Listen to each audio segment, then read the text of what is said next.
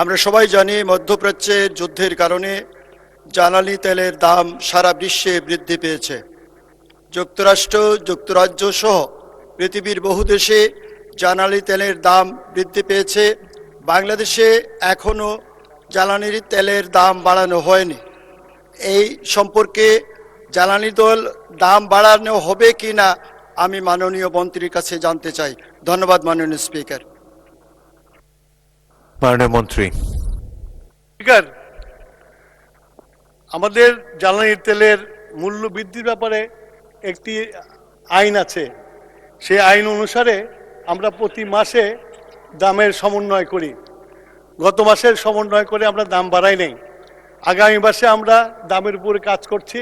কাজ করে যদি সমন্বয় করে দেখা যায় যে দাম বৃদ্ধি করা এখনই প্রয়োজন, তাহলে আমরা ইনশাল্লাহ আমরা আলোচনা করে ক্যাবিনেটে নিয়ে তারপরে মূল্য বৃদ্ধি করার চিন্তা করব। মাননীয় স্পিকার, আপনাকে ধন্যবাদ। ধন্যবাদ মাননীয় মন্ত্রী। 200-র বেশি সার্ভিস ও ফিচারে লেনদেনের সব বিকাশ অ্যাপে সম্ভব।